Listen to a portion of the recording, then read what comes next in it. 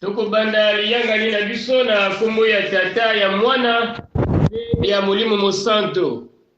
Mon âme, bénis l'Éternel. Que tout ce qui est en moi bénisse son saint nom. Mon âme bénit l'Éternel et n'oublie aucun de ses bienfaits. Que la grâce et la paix vous soient données de la part de Dieu notre Père et de Jésus-Christ notre Seigneur et Sauveur. Amen. Amen. Beto kekuyimba funga ya beto ya yimbila 14 na kitwa dinyos. Makanda yezingi la lulonda maneva.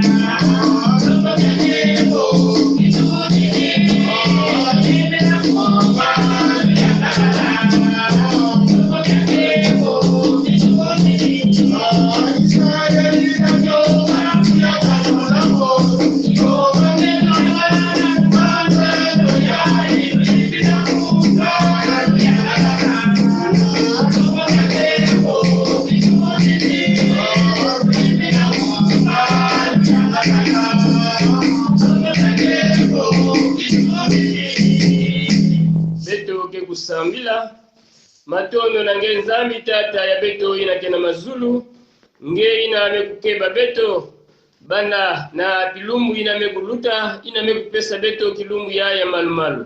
mfumu ngekele nzambi ya makedika ngekele tata ya zola tata ya nkenda tata ya lusakumunu samuti ina ngekena kusala na katikati na makanda ya beto tata nzambi yakele ya ngitukulu nzambe tata na biso kumisama sanjolama elikia na biso topesi bobelese epai na yo natina ete solo ozali monene ozali malamu otondi na nguya yawe ozali konyata mokano na sata na batango nyonso mpe ozali kokanza mpo na biso bana na yo kumisama mpe sanjolama yawe toye na tongo oyo mpo na koyoka mongongo na yo mekasi limbisane biso na mabe na biso nyonso po tozali bato na se biso tokuyaka na nzela na makanisi na nzela na elobeli pe na etamboli na biso nzambe kobosa na biso te nyata mabe na yo mabe nyonso oyo biso tosali liboso na yo na nzela na makila na mwana na yo Yesu Kristo nzambi fuka beto na menga ya mwana yange lemvukila beto na masumu ya beto samuti ngekele nzambi nina yao beto gena kuyekola nge lukutukunu yai na kumbu ya tata ya mwana na ya mpeve ya longo tata ya beto sakumuna beto samuti ngekele nzambe magidika na kumbu ya Kristo beto gena kulomba amen. Amen. Bampangi na bibusi mambu ya nzambi gena kuzonza. Réjouissez-vous toujours dans le Seigneur. Je le répète, réjouissez-vous. Beno yangalala na kati bantangu nyonso kati na mfumu mugena kuzonza na beno si beno kuyangalala nina mambu yai beto gena kuzola kuzonzila ngwizulu ya mbote mpe ya kingenga na beto nyonso dibundu ya tata nzambi na bisika nyonso ina beto mebu yonzama na beto baina kele awa na ba commission pe beto nyonso baina mekuvanda awa na baina kele bisika na bisika bika tata nzambi kuvanda kitwadi na beno yali kukeba beno yali kusakumuna beno samuti beto nyonso kele ya kuyangalala na katikati na nkumbu ya mfumu ya beto Yesu Kristo ina mekubokila beto nina yao beto nyonso na litwaji beto kena kuzoza bika kuiza kwetu mu bika tata zambi na kitezo ki beto ke kuyangalala kulakisa ke beto kele na kiese na kuyimbila na litwali nyonso Lumbukelemo mubalakemo matakiteto mubalakemo wakamwezeka lumukimukela kani ingatatu na mafumu mukekulani ayangalala ulikwena moyo lemonani wena pakele wako lola uzima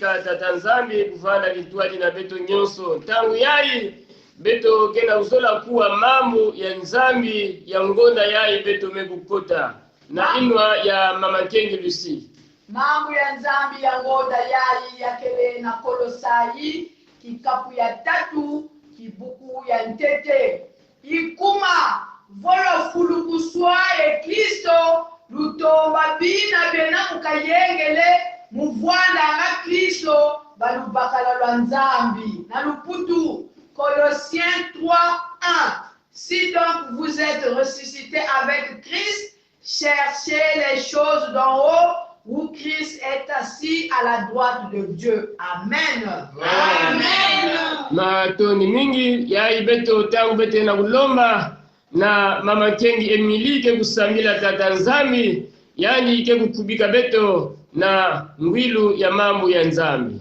Bika beto kusandila. Zulu na ntoto ke kuluta tata nzambi. Kasimambi yenge lenda kuluta ve. Nikuna ntangu me kulunga ina beto bayenge baso kujama mvumina yenge kimpeve. Fumelulendo kubika batima ya beto. Samu chintangu yai beto ya kaka batima ya kubanaka yeku na makelele pe beto kusalaka. Metata nzambi ngongula beto ya bitezo ina kochisa beto ngude ya diambu. Samu na beto la kumona nkembu yenge na suka yai. Neme kusola kisendo yange bonso instrument ya mpamba sadile yani na lulendo nyonso muchindu kele zola na lembo yange na mpumi ya Yesu mpumi ya beto na mpulisi ya beto. Amen. Amen. Na kati na lisanga biso nyonso tozali koyemba liboso ete tokota na koyoka maloba na Nzambe. Volumbi miliro mfumu is wena wa mote. Misa kwaya, misa mfuma, yana kuna kwa mamu. Sani wa zola zola chame, mamu chame, ija kwa mote. Mamu mena mene, wena mo. Mamu chame, ija kwa mote. Mamu mena mene, wena mo. Kuya kuru kuna maisha.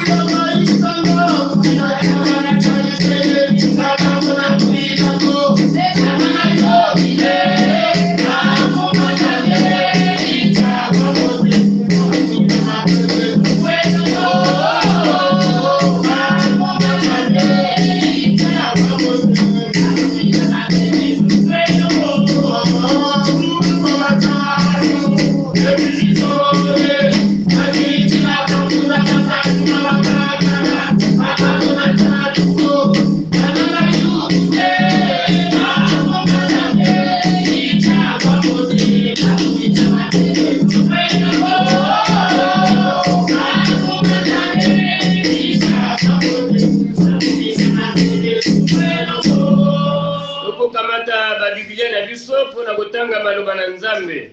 oyo ekomami kati na mokanda na Yosua na mokapo ya 24 tokotanga na molongo ya 14 tokosukisa na molongo ya 15. Nous lirons notre passage de ce matin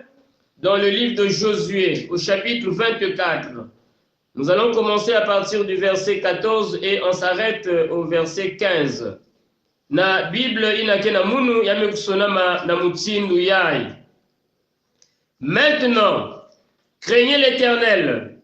et servez-le avec intégrité et fidélité. Faites disparaître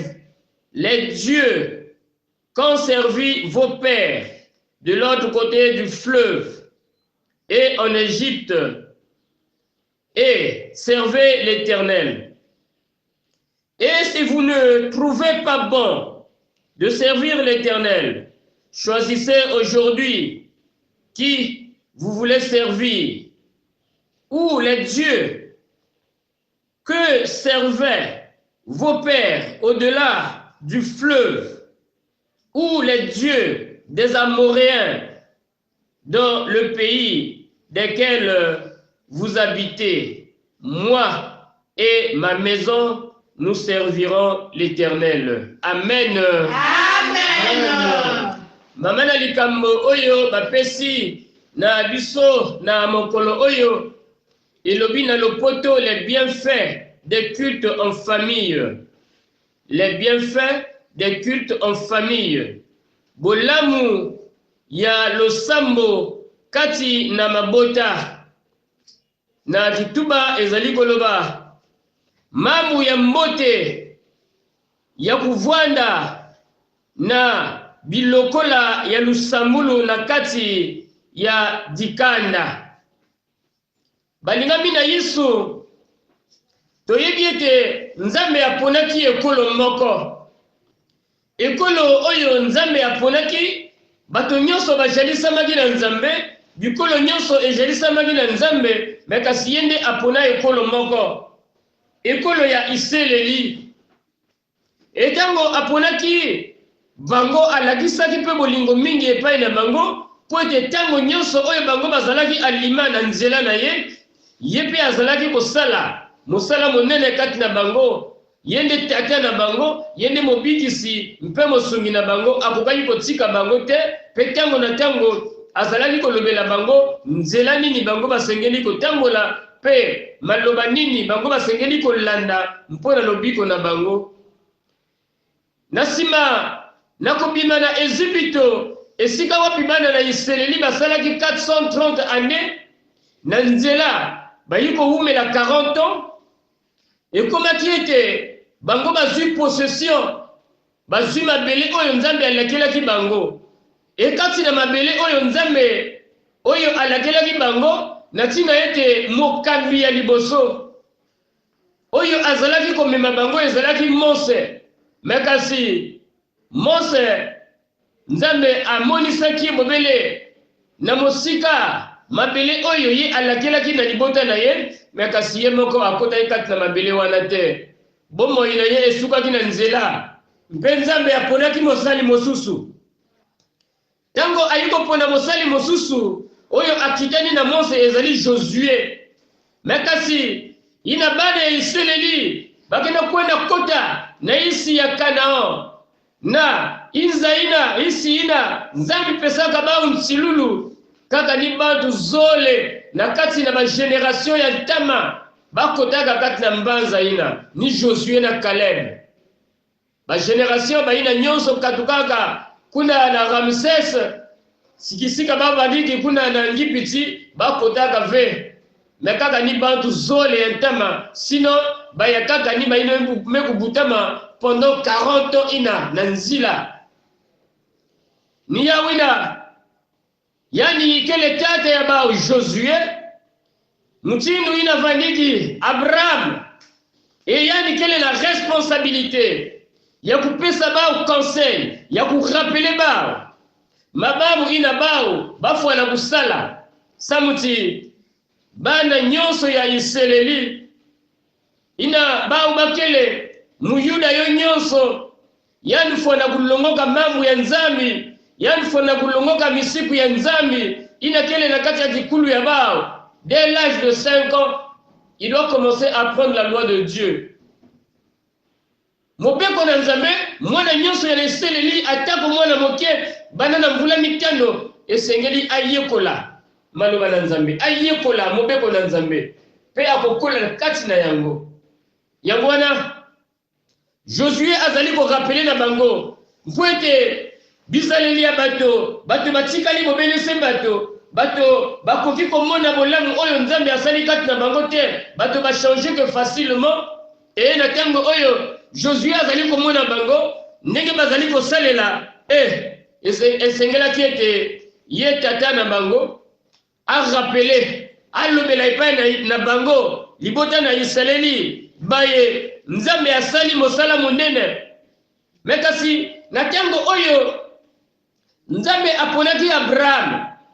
asalaki bondeko na Abraham apesaki bilaka na Abraham tango aponaki ye alobelaki na Abraham ete yo nde esengeli opesa mikano epai na bana na yo na libota na yo na ndako na yo mobimba na ntina ete bango basengeli kolanda nzela oyo nzela na nzambe mpe esengeli bango basalela yango na bosembo nyonso mpe balandela yango na ndenge oyo elongobani mpe ngai nzambe nakokokisa nyonso oyo ngai nakanaki kosalela epai na yo mpe na kati ya libota na yo ngai nde nakosalela yango.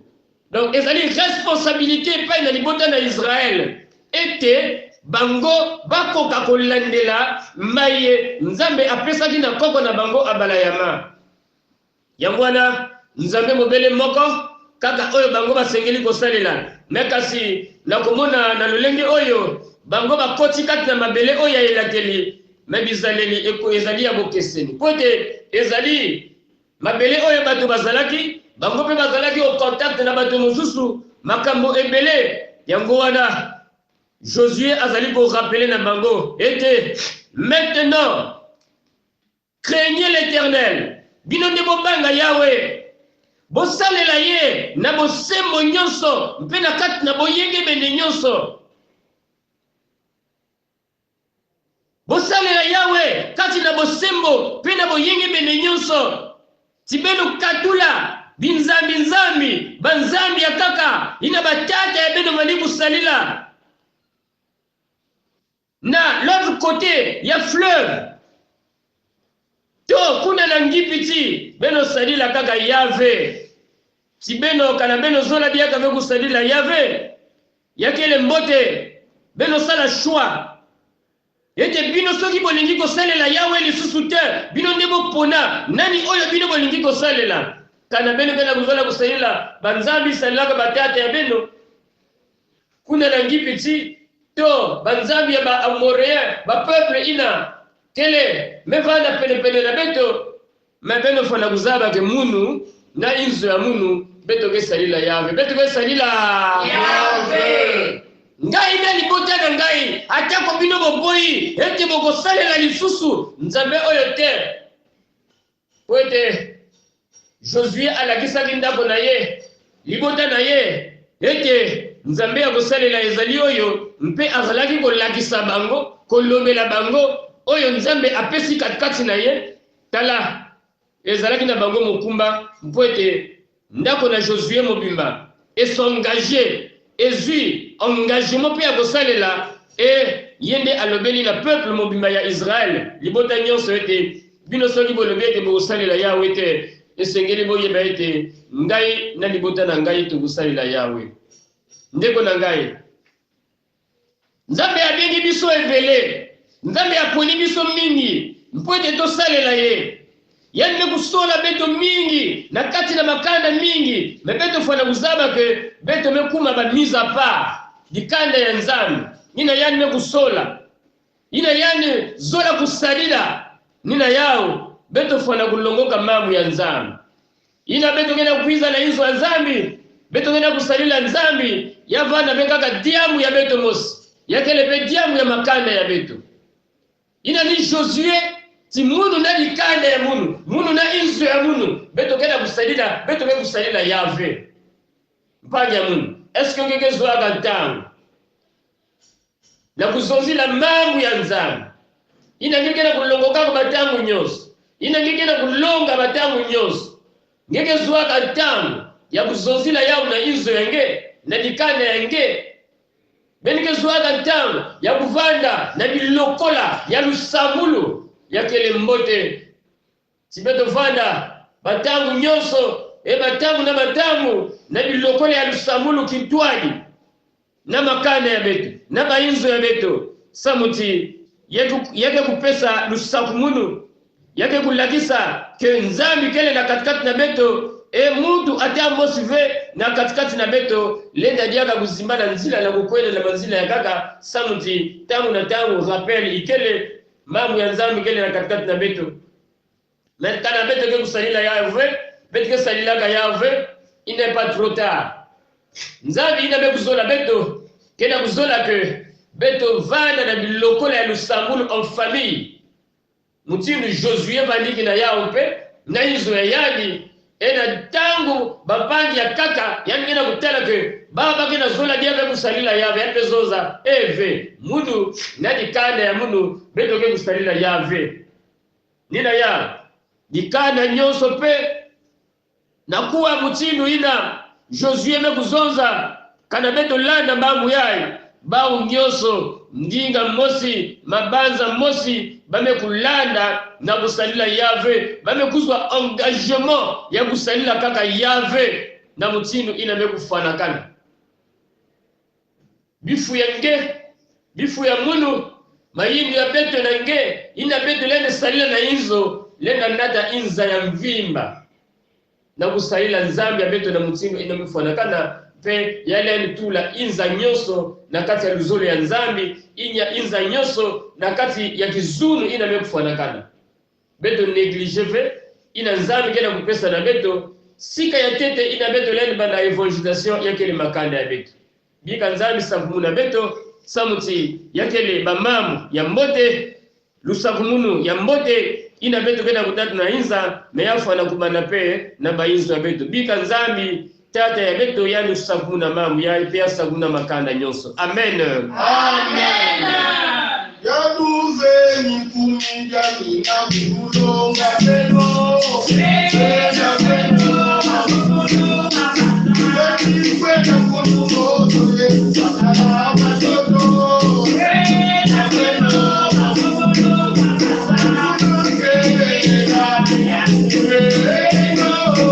Pena kumija mina kulonga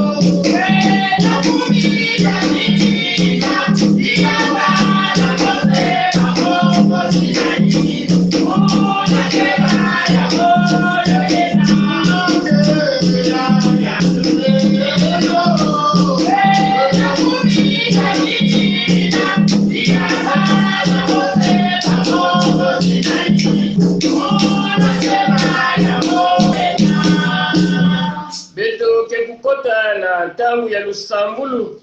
kana ngege na diamu ina ngezola kusosa ba solution na tadisi ya mfumu yange ya ini tango yindula yao sambila yao na sika ya tata nzambi lomba yao na nzambi samuti nzambi ya beto yani kele nzambi ina ke pesaka ba réponse ina mifuanakana yani ke kupesa yao bika tibeto kusambila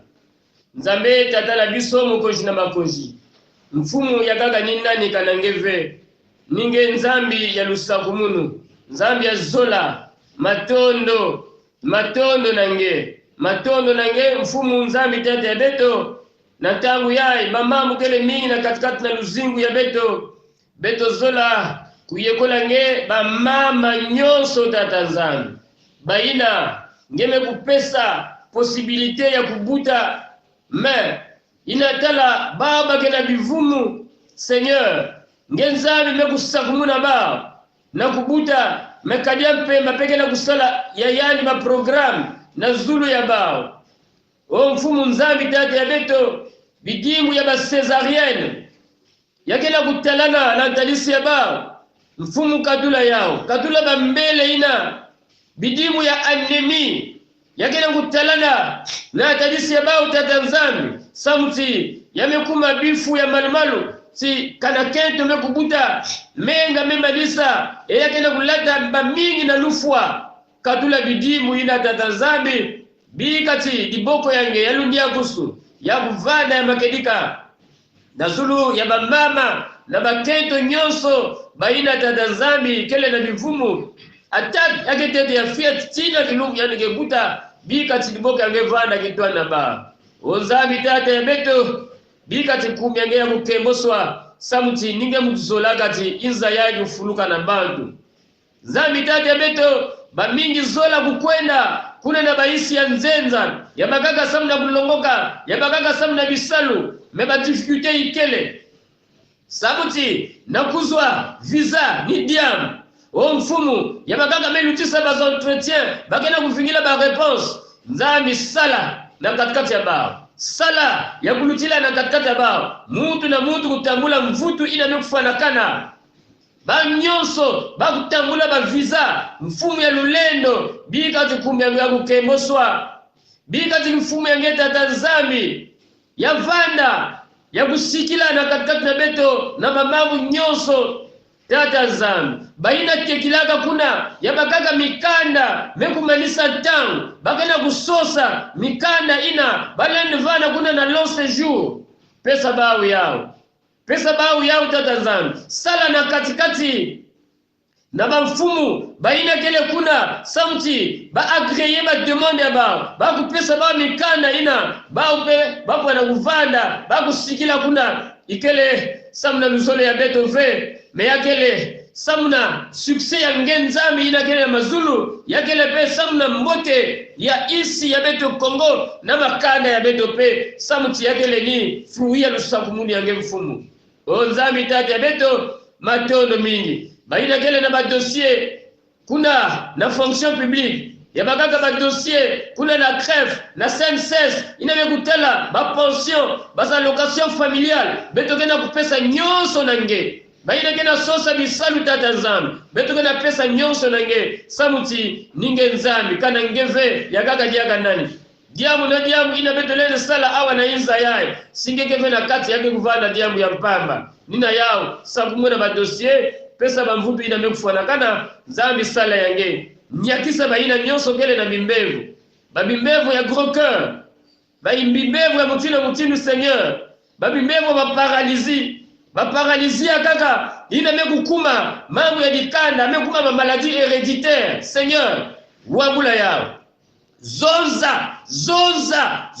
diabo mosi Seigneur fuka bayange na menga yange Yesu Kristo samti bimbevo ina ba maladie héréditaire ina ba mambo ya kaka ina mambo makande ya bao me bayange bakele ba mise à part exempté ba au Seigneur na bimbevo ya mutindu ina sagumuna muntu nyonso salisa muntu nyonso sala yange samti ngekele nzambe makedika matondo ngekele nzambe ina singeme kunyakisa muntu kimbevu lenda kufutuka diaka ve na nge il n'y a pas de rechute Seigneur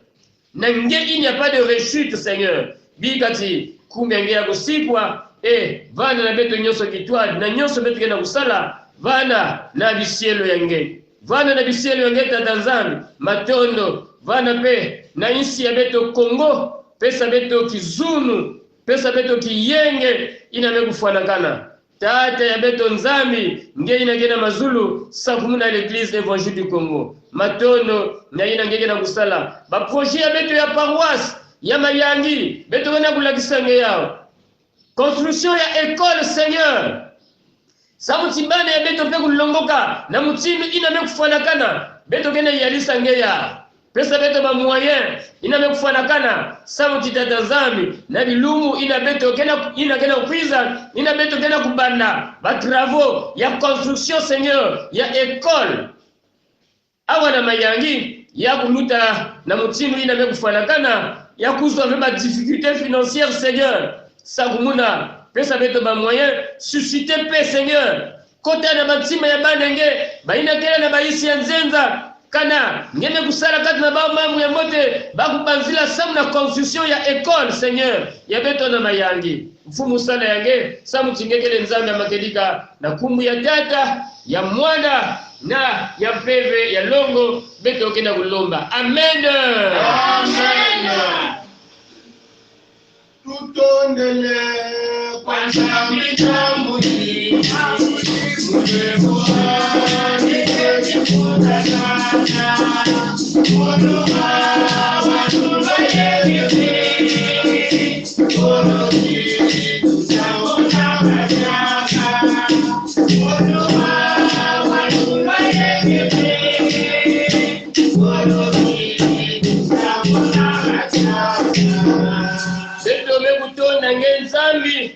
ina mekusala ya kulutila na katikati ya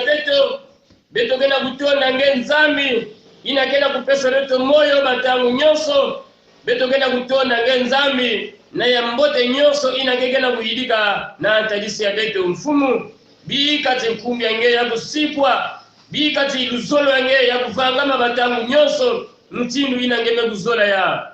nata muntu na muntu vutula muntu na muntu na kati na likanda ya yani tata nzambi keba muntu na muntu peu importe bisika ina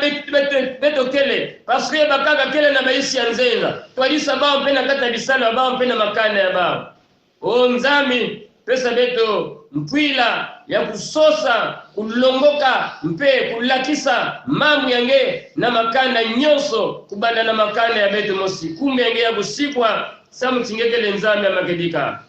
merci na nyonso inagenda kusala samti nyonso inangeke salaka yakele ya mmote ngeye mfumu wetu Nzambi yetu ufeli mutambula nkemo yenzitusu yemulelo kati ngeye wasema byonsono mujambu ja luzono lwaku byakala yedasemwa. amen Amen. chikaete ngolu na mkono na biso Yesu Kristo bolingo na Nzambe Tata mpeko sangana na mulimo santo ezala kati na biso ewumela kati na biso banda sasa ipipe libela na libela bana na Nzambe okende kati na kimia na mkono na bino amen Amen. ye